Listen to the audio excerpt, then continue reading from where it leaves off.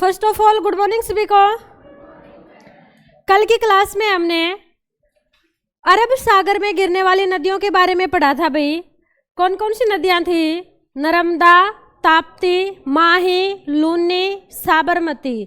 ये सारी की सारी नदियां कौन से सागर में गिरती हैं? अरब सागर के अंदर अपना पानी गिराती हैं। एक बार रिवाइज कर लेते हैं इनको। अगर हम बात करें माही नदी की, तो माही नदी कहाँ से ओरिजिनेट होती है? विंध्याचल पर्वत से। माही नदी जो है विंध्याचल पर्वत से ओरिजिनेट होती है। उसके बाद साबरमती कहाँ से ओरिजिनेट होती है? अरावली पर्वत से ओरिजिनेट होती है। अरावली की एक पहाड़ी पड़ती है जरगा पहाड़ी, उस जरगा पहाड़ी से ये ओरिजिनेट होती है। एमपी में ये पहाड़ी पड़ेगी। एमपी से कहाँ जाएगी? ये गुजरात के अंदर जाती है और गुजरात के दो बड़े शहर इसके किनारे स्थित हैं, एक अहमदाबाद और एक गांधीनगर। ये क्वेश्चन मोस्ट इंपोर्टेंट है भाई, पूछा जाता है गांधीनगर किस नदी के किनारे स्थित है? तो ये साबरमती नदी के किनारे स्थित है। एक क्वेश्चन और बनता है यहाँ से, यहाँ पे महात्मा गांधी के द्वारा साबरमती आश्रम की स्थापना की गई थी। ये क्वेश्चन भी पेपर के अंदर पूछा जाता है। साबरमती आश्रम के संस्थापक कौन है? महात्मा गांधी। लूनी नदी कहाँ से ओरिजिनेट होती है? देखो भाई, लूनी नदी कहीं से ओरिजिनेट नहीं होती, बल्कि ये दो नदियों के संगम से बनी है। एक नदी है सारास्वती और एक है सारामती। दोनों राजस्थान के गोविंदगढ़ में आके मिल जाती है, वहां से इसका नाम पड़ता है लूनी रिवर। इसको कहा जाता है राजस्थान की गंगा। लूनी नदी को क्या कहा जाता है? राजस्थान की गंगा भी इसको कहा जाता है। इस नदी का स्लाइन वाटर है। स्लाइन वाटर होने के कारण ये भारत की एकमात्र नमकीन नदी भी है, ठीक है। और इसका एंड कहाँ पे होता है? तो इसका एंड नहीं होता, ये इनलैंड हो जाती है। कहाँ पे?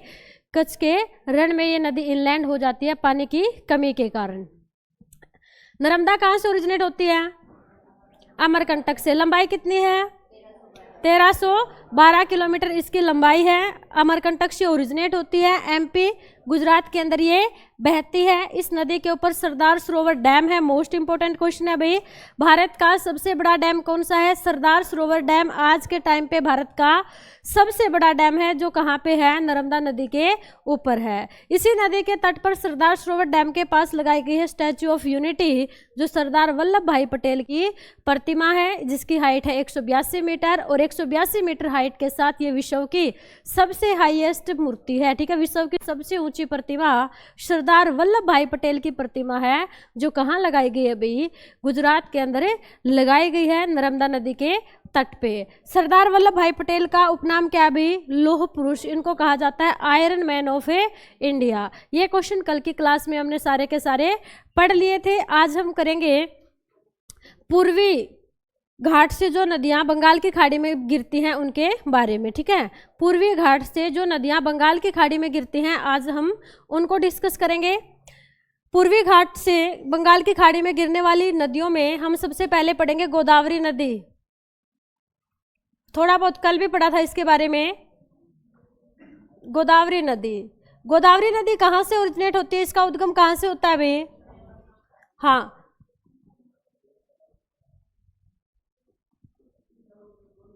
त्रैबंकम पहाड़ी से इसका उद्गम होता है। ये पहाड़ी कहाँ पड़ती है? तो ये पड़ती है नासिक में। नासिक के अंदर ये पहाड़ी है भाई, यहाँ से नदी ओरिजिनेट होती है। कौन सी? गोदावरी। गोदावरी का फ्लो चार्ट क्या है? तो ये महाराष्ट्र के नासिक से ओरिजिनेट होती है। उसके बाद कहाँ जाएगी? कहाँ जाएगी भी? ये थोड़ी सी कर्नाटक को टच करती है, मामूली से टच करती है कर्नाटक के थोड़े से पठारी एरिया के अंदर इसका पानी जाता है। उसके बाद ये चली जाती है छत्तीसगढ़ में, छत्तीसगढ़ से तेलंगाना, तेलंगाना से आंध्र प्रदेश, और आंध्र प्रदेश में आके ये जो नदी है ना, कहाँ गिरती है? बंगाल की खाड़ी के अंदर गिरती है। ये एक ऐसी नदी है जिसका अंत दो स्ट्रीम के रूप में होता है, एक वशिष्ठ धारा और एक गोमती धारा। दो धाराओं के रूप में इस नदी का अंत होता है। इसकी इंपॉर्टेंट है लंबाई। आपसे पूछेगा गोदावरी नदी की लेंथ क्या है? इसकी लेंथ क्या है भाई? 1465 किलोमीटर इसकी लंबाई है। और इस लंबाई के साथ ये दक्षिण भारत की सबसे लंबी नदी है। अपने दक्षिण भारत की, प्रायद्वीप पे भारत की सबसे लॉन्गेस्ट रिवर है ये, और लॉन्गेस्ट है इसलिए इसको कहा जाता है दक्षिण की वृद्ध गंगा। क्या कहा जाता है इसको? ओल्ड गंगा ऑफ साउथ के नाम से इसको जाना जाता है, ओल्ड गंगा ऑफ साउथ।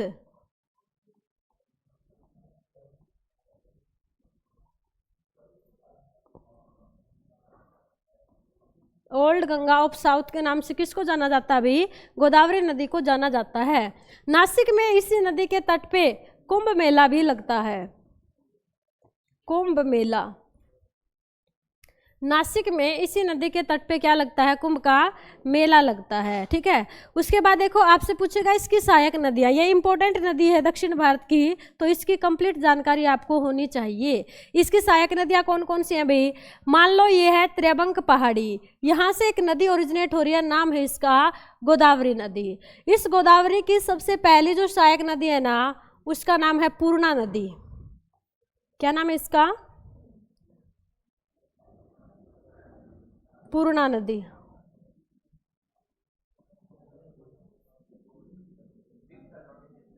नहीं दिख रहा?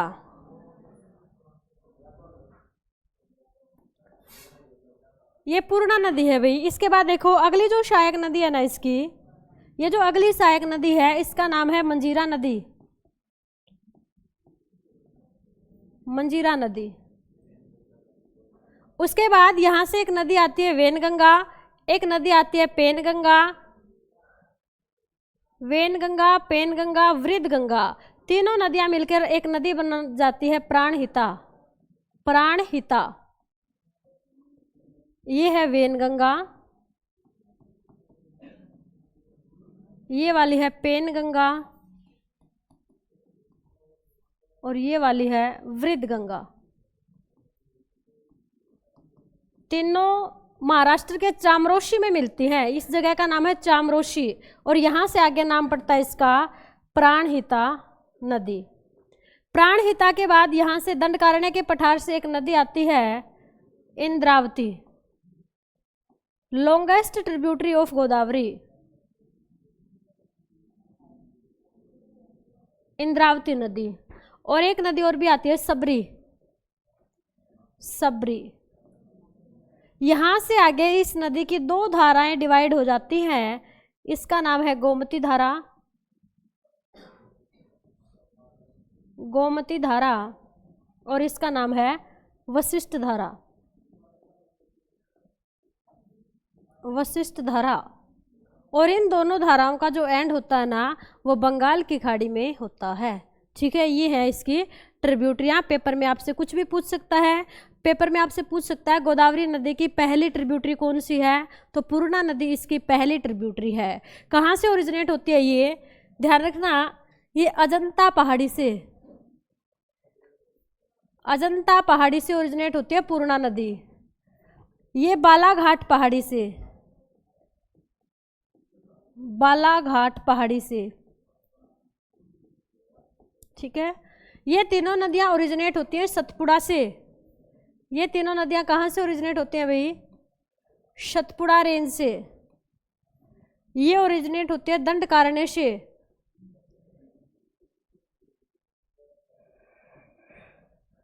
दंडकारण्य श्रेणी से। पठार है यहाँ पे उड़ीसा के अंदर, दंडकारण्य का पठार। उड़ीसा, छत्तीसगढ़, झारखंड, इन राज्यों में ये पठार फैला हुआ है। ये ओरिजिनेट होती है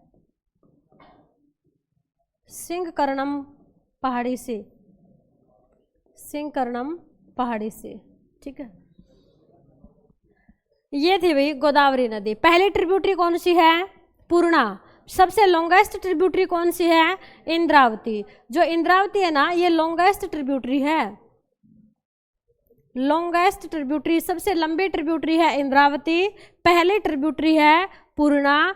तीन नदियों का एक संगम बन के आता है प्राणहिता। किस किस का संगम है ये प्राणहिता? वेनगंगा, पेनगंगा, वृद्धगंगा। तीनों नदियां महाराष्ट्र के चामरोशी में आके मिलती हैं और चामरोशी से आगे इसका नाम पड़ जाता है क्या? प्राणहिता रिवर। ये भी किसको ज्वाइन करती है? गोदावरी को ज्वाइन करती है। उसके बाद आएगी भाई इंद्रावती। इंद्रावती दंडकारण्य पर्वत श्रेणी से, दंडकारण्य का जो पठार है ना, वहां से ओरिजिनेट होती है। वहां से ओरिजिनेट होके ये नदी किसको ज्वाइन करेगी? गोदावरी को ज्वाइन कर लेगी और ये गोदावरी की सबसे लंबी सहायक नदी भी है। इसके बाद आएगी शबरी नदी। शबरी से आगे इस नदी की दो धाराएं बन जाती हैं, एक धारा का नाम है गोमती धारा और एक का नाम है वशिष्ठ धारा। दोनों का एंड कहाँ पे होता है? बंगाल की खाड़ी में। और ये प्रश्न पूछा जाता है पेपर के अंदर है, गोदावरी नदी का जो अंत होता है वो कौन कौन सी धारा के रूप में होता है? तो एक तो धारा है वशिष्ठ धारा और एक का नाम है गोमती धारा। दो धाराओं के रूप में इस नदी का अंत होता है। अगली जो रिवर है वो कौन सी है भाई?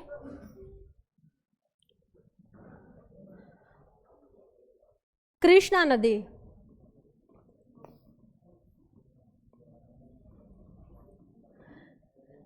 उद्गम कहां से होता है कृष्णा रिवर का? कृष्णा का उद्गम कहां से होता है भाई? महाबलेश्वर से। महाबलेश्वर श्रेणी से इसका उद्गम होता है। महाबलेश्वर जो श्रेणी है ना, ये महाबलेश्वर सैल नाम से जानी जाती है। एक चट्टान की आकृति का पर्वत है ये, ठीक है। जैसे चट्टान की ऊबड़ खाबड़ आकृति होती है ना, मतलब ऊपर से पीक नहीं है। एक तो नॉर्मली जो पर्वत होता है, माउंटेन होता है, उसकी क्या होती है? पीक होती है, पिरामिड शेप में होता है। लेकिन ये चट्टानी शेप के अंदर एक पर्वत है जिसको बोलते हैं महाबलेश्वरी शैल। यहाँ से नदी ओरिजिनेट होती है, कौन सी? कृष्णा नदी। कृष्णा जो नदी है इसकी लेंथ कितनी है अभी? इसकी लेंथ है 1400 किलोमीटर। 1400 किलोमीटर इसकी लंबाई है, ठीक है। उसकी 1465 और इसकी कितनी है? 1400 किलोमीटर इसकी लंबाई है। ये दक्षिण भारत की दूसरी सबसे लंबी नदी है। क्या है इसकी खासियत है? दक्षिण भारत की दूसरी सबसे लंबी और भारत की तीसरी सबसे लंबी नदी है, ठीक है। भारत की सबसे लंबी कौन सी है? गंगा। गंगा के बाद गोदावरी, गोदावरी के बाद कृष्णा, कृष्णा के बाद यमुना, यमुना के बाद सिंधु, सिंधु के बाद यमुना के बाद क्या आएगा? यमुना के बाद आएगी नर्मदा, ठीक है। और नर्मदा के बाद आएगी सिंधु, सिंधु के बाद आएगी ब्रह्मपुत्रा, ब्रह्मपुत्रा के बाद आएगी कावेरी। ये सीक्वेंस में करवा देंगे, 8-10 आपको पता होनी चाहिए।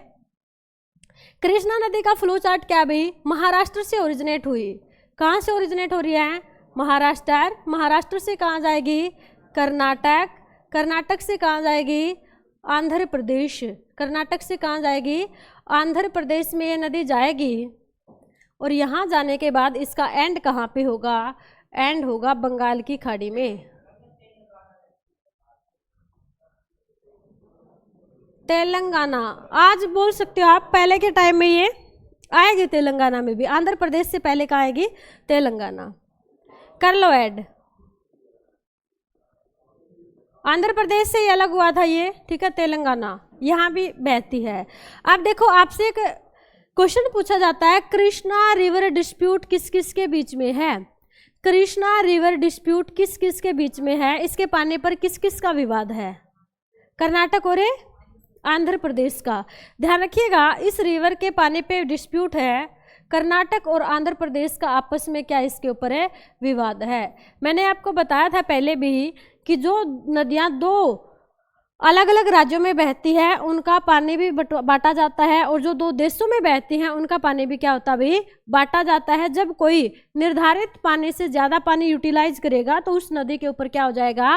विवाद हो जाएगा। तो इसके ऊपर विवाद किस किस का है? कर्नाटक और आंध्र प्रदेश का इसके ऊपर क्या है? विवाद है। कृष्णा रिवर के ऊपर कौन सा जलप्रपात है क्या कोई? क्या कृष्णा रिवर पर कोई जलप्रपात है? नहीं है, नहीं है इसके ऊपर। चलो अगली देखो, कावेरी। सहायक नदियां कौन कौन सी है कृष्णा की?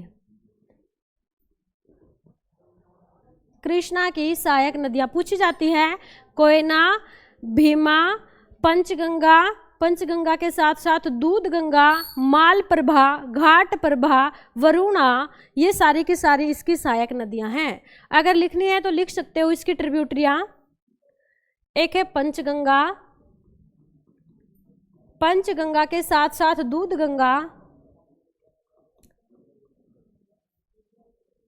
वरुणा,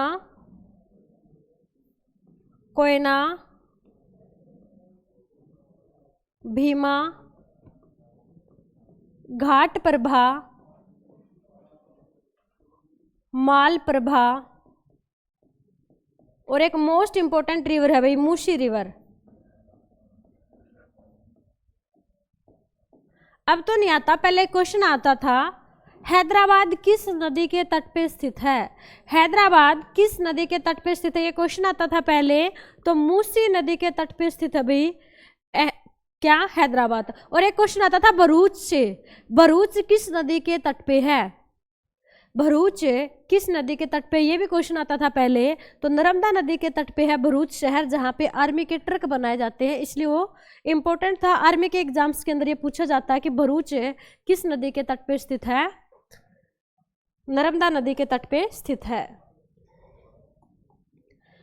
उसके बाद देखो भाई कावेरी, कावेरी का उद्गम कहाँ से होता है, कावेरी नदी का उद्गम कहाँ से होता है, ताऊ शाबाश, कहाँ से होता है, ब्रह्मगिरी पहाड़ी।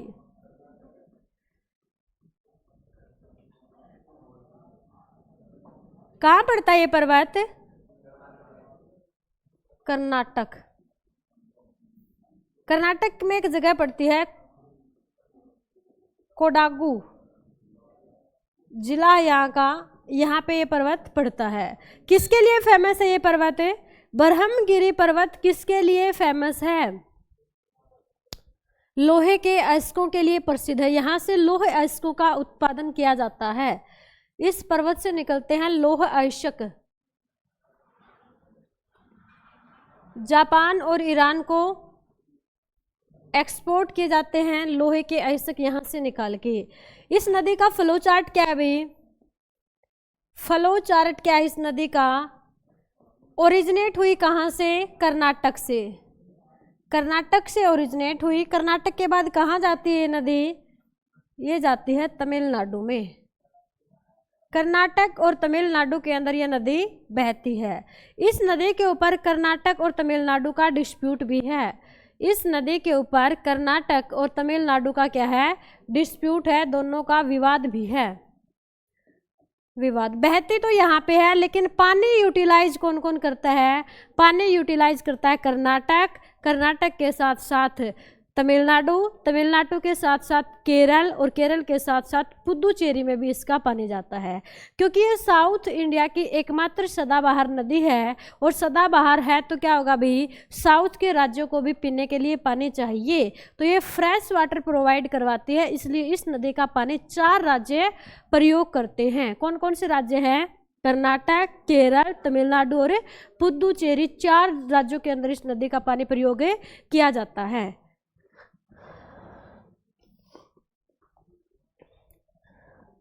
लिखेंगे दक्षिण भारत की एकमात्र सदाबहार नदी, दक्षिण भारत की,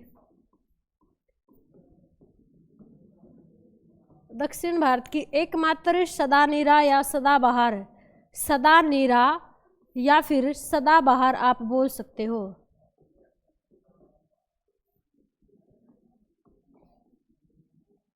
इसलिए इसको कहा जाता है Ganga of south, Ganga of south, ठीक है। वो थी ओल्ड गंगा, उसकी लंबाई ज़्यादा थी इसलिए उसको ओल्ड गंगा बोला गया। इसको बोला गया है गंगा, क्यों बोला गया है, क्योंकि जैसे गंगा भारत की सदानीरा नदी है, सदानीरा का मतलब है ऐसी नदी जिसके अंदर साल के 12 महीने पानी रहता है, उसको कहा जाता है सदानीरा। तो गंगा की तरह ये क्या है भाई, दक्षिण भारत की एकमात्र सदानीरा नदी है, इसलिए इसको कहा गया है दक्षिण की गंगा। दोनों क्वेश्चन डिफरेंस है भाई, गोदावरी को कहा गया है वृद्ध गंगा, इसको कहा गया है गंगा। उसकी लंबाई ज़्यादा थी इसलिए उसकी तुलना गंगा से कर दी, इसमें गंगा की तरह पानी रहता है तो इसलिए इसको गंगा बोल दिया। लंबाई कितनी है इसकी, तो इसकी लंबाई है 805 किलोमीटर, 805 किलोमीटर। और ये एक डिस्प्यूटेड रिवर है, किस किस के बीच में, कर्नाटक और तमिलनाडु के बीच में इस नदी के ऊपर विवाद है। अब देखो दक्षिण भारत की एकमात्र सदानीरा कैसे है भाई, दक्षिण भारत की एकमात्र सदानीरा कैसे है, कैसे पानी आता है इस नदी के अंदर। मैंने आपको बताया कि दक्षिण भारत की जितनी भी नदियां हैं सभी के अंदर मानसून का पानी आता है। मानसून बोले तो बारिश का पानी आता है सभी के अंदर, तो फिर ये ऐसी नदी है जिसके अंदर 12 के 12 महीने पानी रहता है। कैसे, क्या पूरे दक्षिण भारत में 12 महीने बारिश होती है,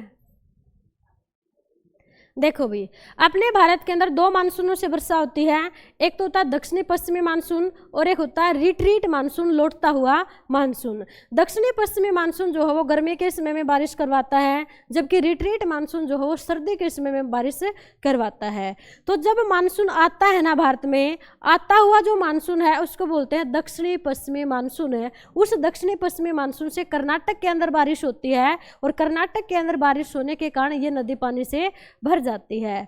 ये जो बारिश चलती है ना, अब के समय तक वहाँ पे चल रही थी ठीक ठाक, क्योंकि जो अपना साउथ इंडिया ना वो ट्रॉपिकल जोन में पड़ता है और ट्रॉपिकल जोन में होने के कारण वहाँ पे बारिश होती रहती है। ठीक है, अब देखो सर्दियों का टाइम आ गया। सर्दियों के टाइम में जो बारिश होती है ना वो रिट्रीट मानसून से होती है, और रिट्रीट मानसून की जो बारिश होती है ना वो कहाँ से शुरू होती है? उड़ीसा, आंध्र प्रदेश, तमिलनाडु, इन राज्यों के अंदर रिट्रीट मानसून से बारिश होती है। तो अब जो बारिश होगी वो रिट्रीट मानसून से होगी, और रिट्रीट मानसून का पानी भी इस नदी के अंदर आता है, क्योंकि अब का जो समय है ना, दिसंबर, जनवरी, फरवरी का जो टाइम है, इस समय तमिलनाडु के अंदर बारिश हो रही है।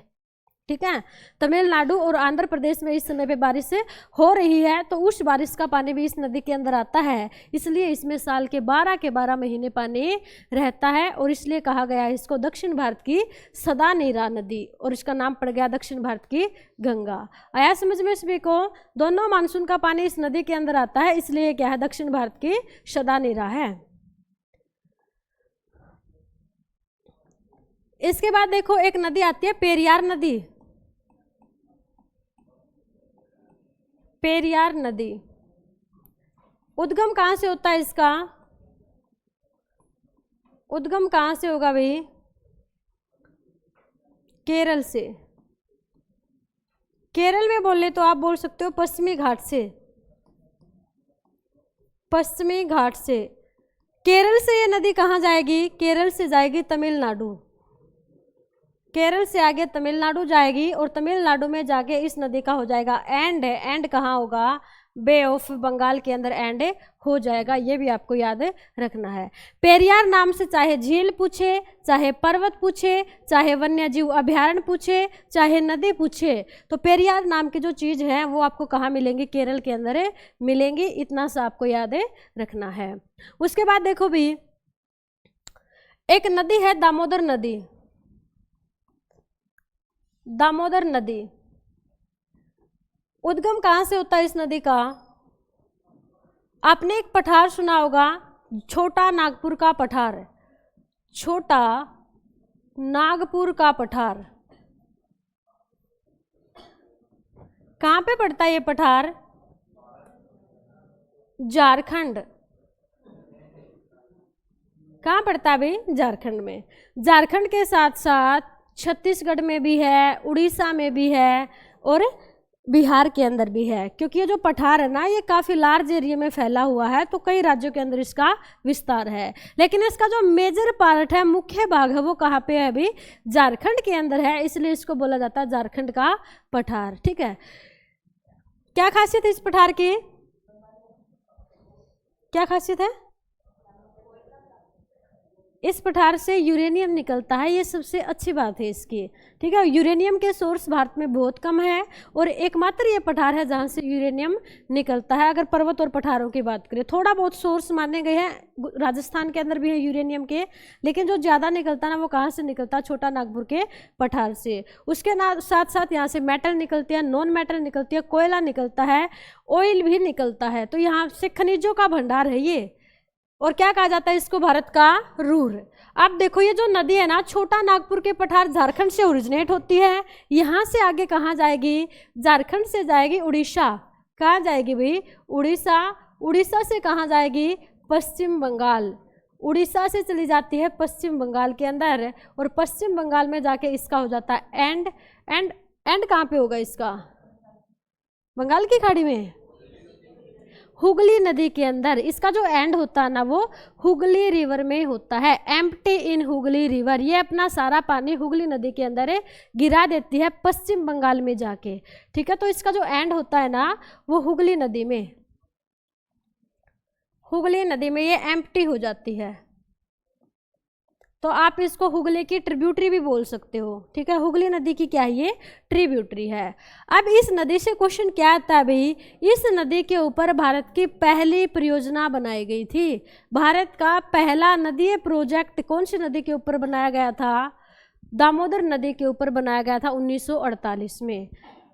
लिखेंगे भारत की पहली परियोजना, भारत की पहली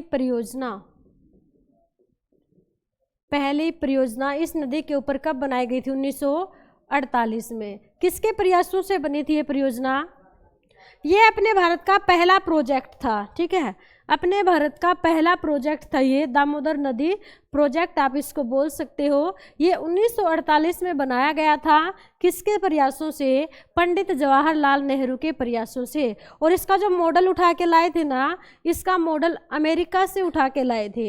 अमेरिका की एक परियोजना है टीवीएस वैली परियोजना, तो उस परियोजना का जो मॉडल है ना, जैसे वो तैयार की गई है, सेम मॉडल इस नदी के ऊपर लाया थे हम, और इसको बोला गया भारत की पहली परियोजना। इसी परियोजना को कहा जाता है आधुनिक भारत का मंदिर, आधुनिक भारत का मंदिर।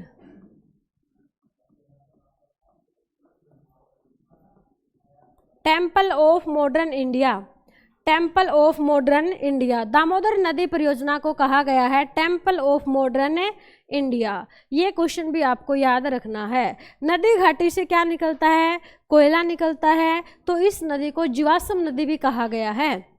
दामोदर नदी को और किस नाम से जानते हैं भाई, इस नदी को जीवाश्म नदी के नाम से भी जानते हैं, जीवाश्म नदी।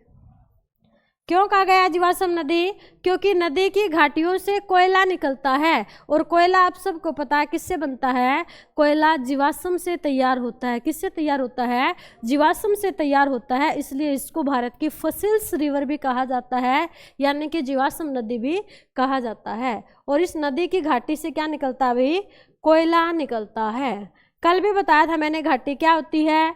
नदी जो होती है ना, कुछ नदियां समतल एरिया से बहती हैं, और कुछ नदियों के तल में क्या होते हैं, बड़े बड़े गड्ढे होते हैं। उन गड्ढों को क्या कहा जाता है, घाटी कहा जाता है। और जो दामोदर नदी की घाटियां है ना, उनके अंदर से क्या निकलता है, कोयला निकलता है। माना जाता है कि कहीं कहीं पे कोयले के साथ पेट्रोलियम के भी सोर्स हैं, लेकिन वो अभी प्रूव नहीं हुआ है, ठीक है, क्योंकि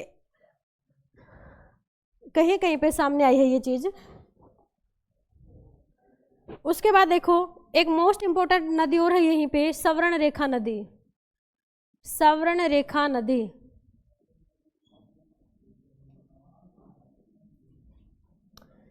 उद्गम कहाँ से होता है इसका, सवर्ण रेखा नदी का उद्गम भी कहाँ से होता है भाई, छोटा नागपुर पठार से, छोटा नागपुर के पठार से। यहां से नदी ओरिजिनेट होती है। ये पठार पड़ता है झारखंड में। अच्छा एक क्वेश्चन और बताओ, दामोदर नदी को किसका शोक कहा जाता है, हाँ, पश्चिम बंगाल का शोक भी कहा जाता है दामोदर नदी को। ये पॉइंट भी याद रखना है, नोट कर लो जिसने नहीं किया। दामोदर नदी को पश्चिम बंगाल का शोक कहा जाता है। झारखंड से आगे कहाँ जाएगी नदी, पश्चिम बंगाल में। कहाँ जाती है अभी ये, पश्चिम बंगाल में जाती है, और पश्चिम बंगाल में जाके इस नदी का एंड हो जाता है। एंड कहाँ पे होगा, बे ऑफ बंगाल के अंदर, बंगाल की खाड़ी में इसका अंत हो जाता है। अब ये क्यों इंपॉर्टेंट है सवर्ण रेखा नदी, क्या क्वेश्चन आता है यहां से,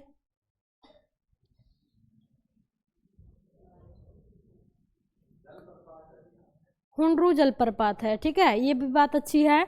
हुंडरू जलप्रपात है इस नदी के ऊपर। हुंडरू जलप्रपात के साथ साथ एक और क्वेश्चन आता है यहाँ से, इस नदी के बैंक पे एक बड़ा शहर स्थित है, झारखंड का जमशेदपुर है, और इसी जमशेदपुर शहर के अंदर भारत का पहला लौह इस्पात कारखाना लगाया था जमशेद टाटा के द्वारा, ठीक है। क्वेश्चन पूछा जाता है पेपर में,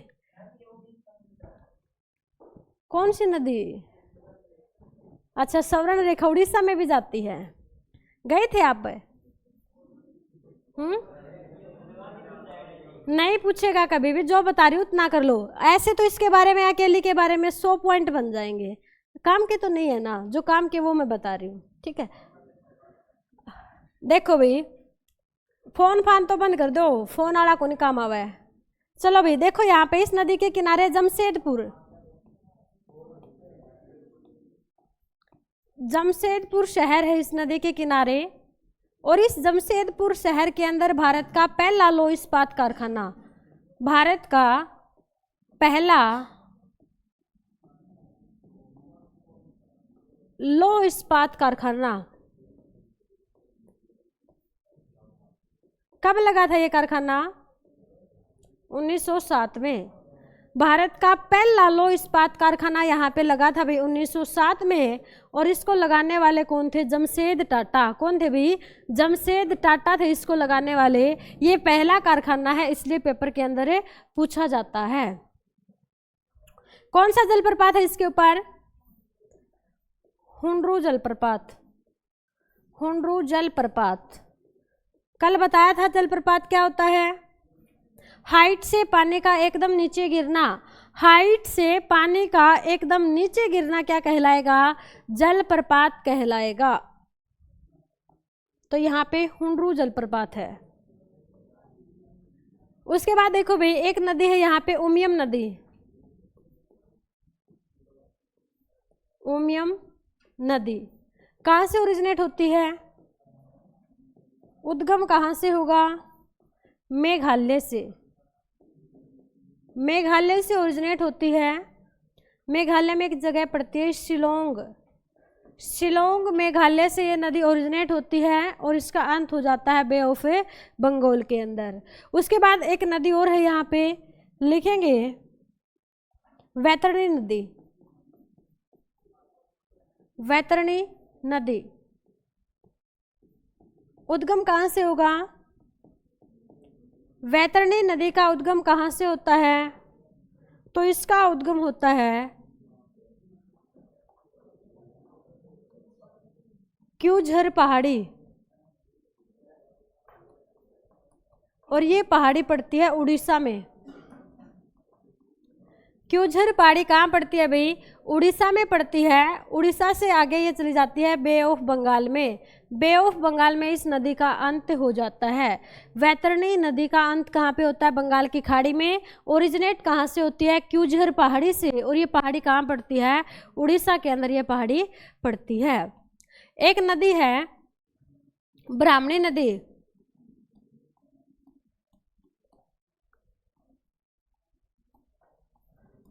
उद्गम कहाँ से होता है? ब्राह्मणी नदी का उद्गम कहाँ से होता है?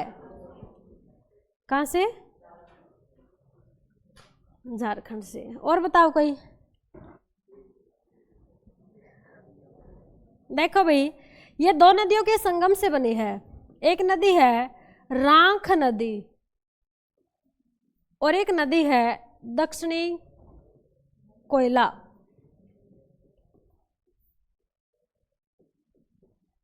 दक्षिणी कोयल या कोयला नाम से जानी जाती है नदी। इन दोनों का संगम होता है, और संगम के बाद जो नदी बनती है ना, वो बनती है ब्राह्मणी नदी। इसको कहा जाता है उड़ीसा का शोक। उड़ीसा का शोक इस नदी को कहा जाता है, इसलिए ये इंपॉर्टेंट है। वन लाइनर क्वेश्चन ऐसे ही ज़्यादा पूछेगा आपसे। उड़ीसा का शोक किसे कहते हैं? पश्चिम बंगाल का शोक किसे कहते हैं? बिहार का शोक किसे कहते हैं? ऐसे क्वेश्चन आपसे पूछे जाते हैं। अच्छा ये बताओ, दामोदर नदी को पश्चिम बंगाल का शोक क्यों कहते हैं? बाढ़ के कारण। शोक कहने की वजह है, देखो मानसून जो हमारा दक्षिणी पश्चिमी मानसून होता है ना, उस मानसून के कारण दामोदर नदी में पानी जो है बहुत ज़्यादा हो जाता है, और सेम उसी समय पे पश्चिम बंगाल के अंदर चावल की खेती पककर तैयार हो चुकी होती है। तो जब ये दामोदर नदी ओवरफ्लो होती है ना, सारी की सारी चावल की फसल बर्बाद हो जाती है, इसलिए इसको कहा जाता है पश्चिम बंगाल का शोक। ठीक है। ऐसे ही ब्राह्मणी को किसका शोक कहा जाता है? उड़ीसा का शोक कहा जाता है, क्योंकि इसके अंदर भी मानसून के समय पे पानी ज़्यादा होता है, और ज़्यादा पानी होने के कारण उड़ीसा के अंदर बाढ़ आ जाती है, जिससे फसलें तबाह हो जाती हैं। जो खरीफ की फसलें होती है ना, उन फसलों को ये नदी डिस्ट्रॉयड कर देती है, इसलिए इसको कहा जाता है उड़ीसा का शोक। एक नदी है वैगई नदी। वैगई नदी कहाँ से ओरिजिनेट होती है? वैगई नदी वैगई नदी का उद्गम कहाँ से होता है? तो इसका उद्गम होता है पश्चिमी घाट से। पश्चिमी घाट से इस नदी का ओरिजिन होता है। क्या खासियत है भाई वैगई नदी की? ये भारत की सबसे दक्षिणतम नदी है। भारत की सबसे दक्षिणतम रिवर कौन सी है? वैगई रिवर भारत की सबसे दक्षिणतम नदी है, इसलिए इंपॉर्टेंट है। भारत की सबसे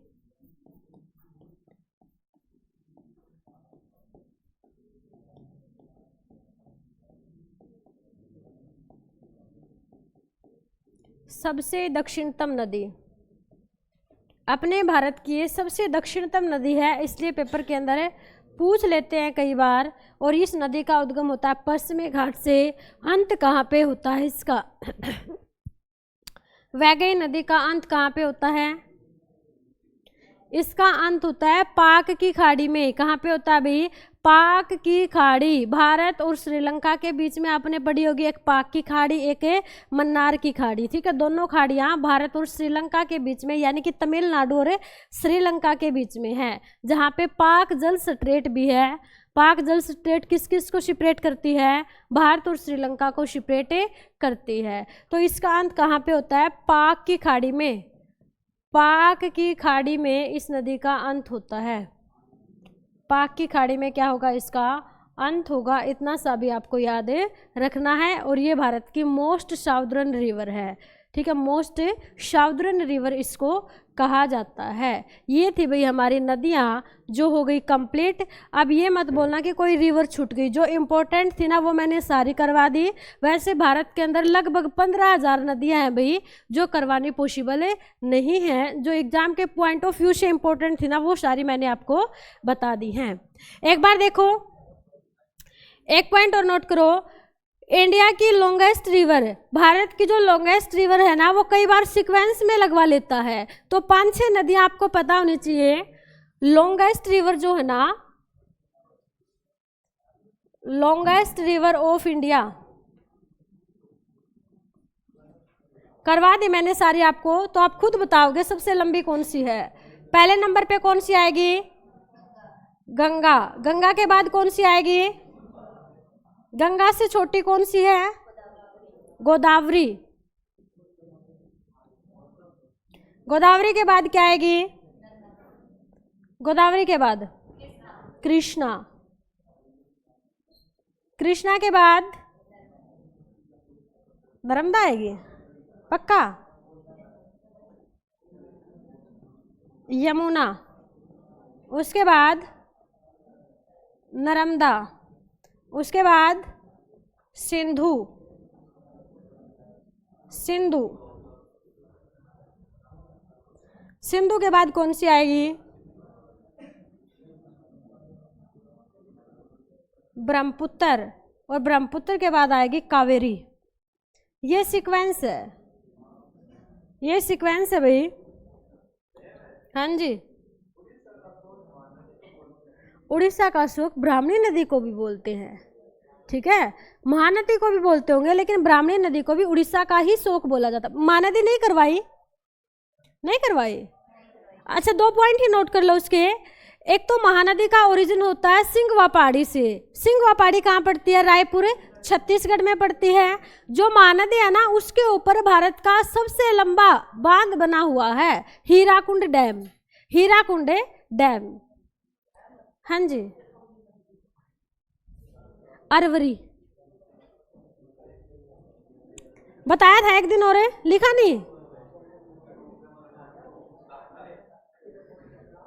सबसे छोटी नदी है अरवरी।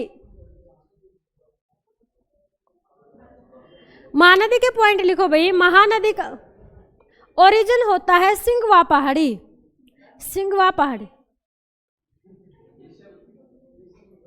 जाते टाइम तेरे डाउट लूंगी, एक बार रुक तू।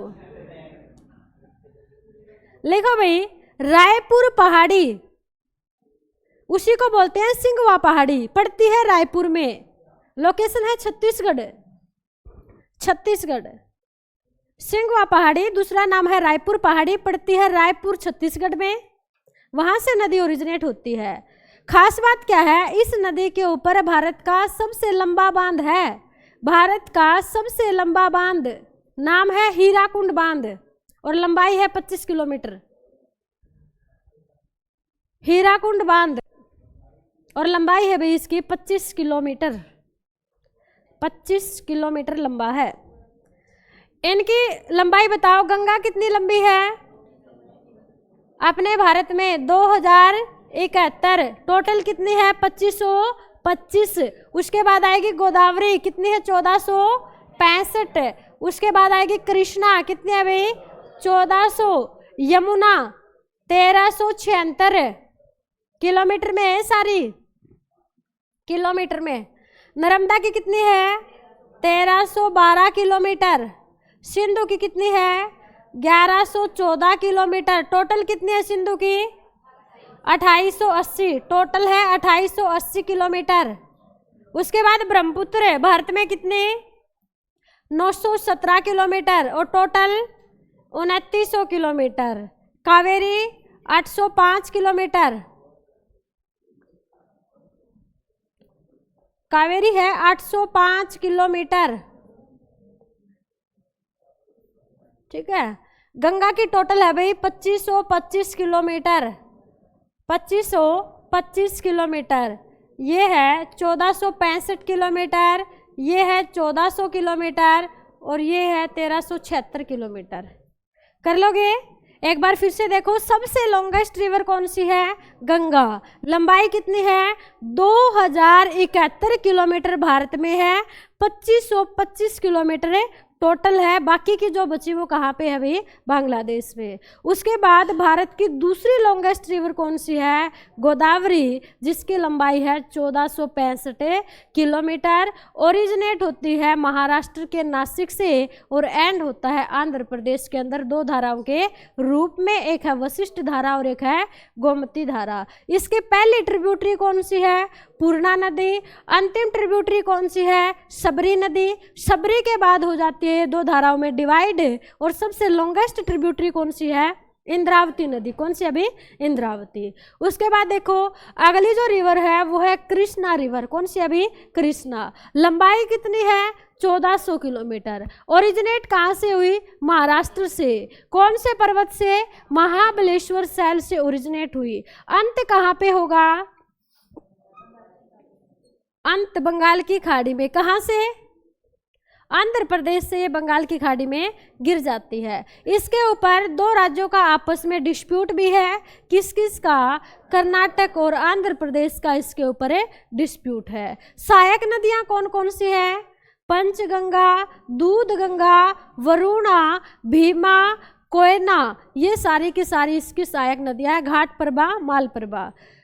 उसके बाद देखो भाई यमुना रिवर, मोस्ट इंपॉर्टेंट है। यमुना रिवर है, यमुना गंगा की सबसे लंबी सहायक नदी है।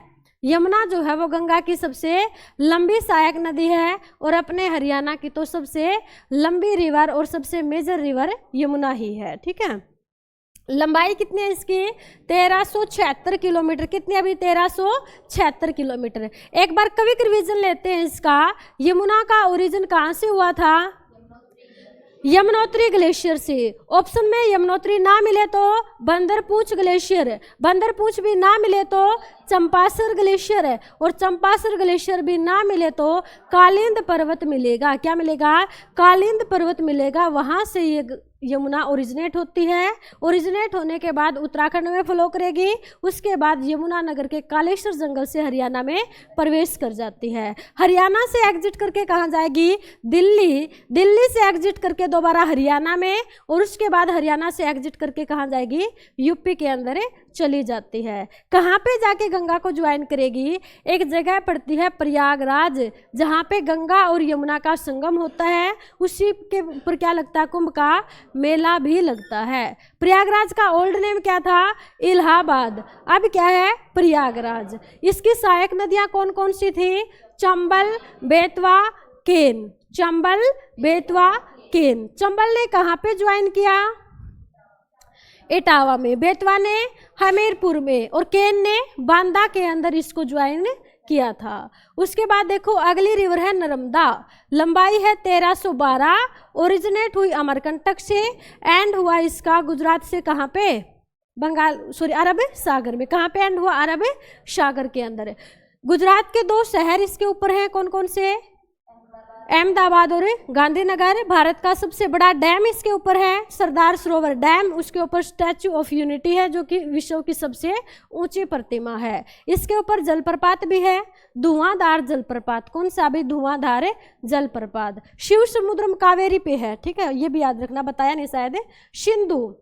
सिंधु का ओरिजिन कहाँ से हुआ? तिब्बत से। कौन सी जगह से? चेमा युंगडुंग ग्लेशियर पड़ता है बोखरन्यू जगह पे, वहां से ओरिजिनेट होके इंडिया में प्रवेश किया। इंडिया में एंटर कहाँ से किया? दमचौक से। इंडिया में कहाँ पे बहती है ये? ट्रांस हिमालय में बहती है।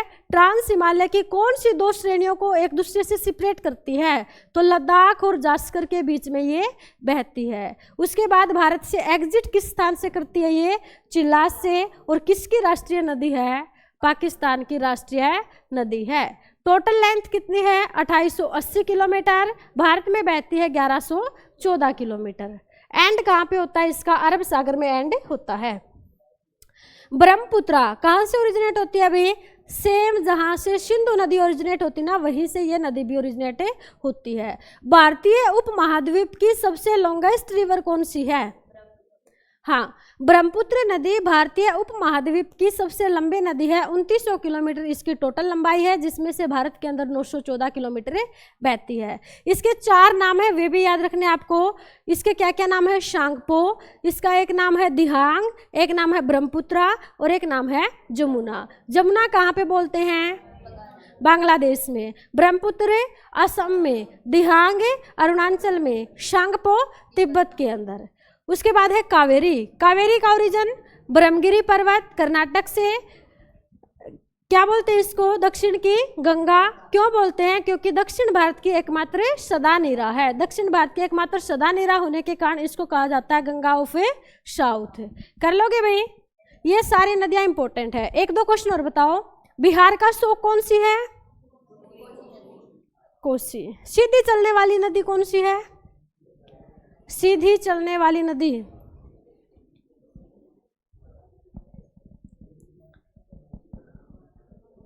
सबसे ज्यादा रास्ते बदलने वाली, सबसे गहरी, गहरे गड्ढों का निर्माण कौन सी करती है? गहरे गड्ढों का निर्माण चंबल। और टेढ़ी मेढ़ी यानी कि सबसे ज्यादा रास्ते बदलती है कोसी रिवर। कौन सी बदलती है? कोसी रिवर, क्योंकि पर्वतीय क्षेत्र से बहती है तो वो सबसे ज्यादा उसके अंदर मोड़ है, ठीक है, कोसी रिवर के अंदर। सबसे लंबी गंगा, सबसे चौड़ी ब्रह्मपुत्र। सबसे विश्व का सबसे बड़ा द्वीप कौन सी नदी में है?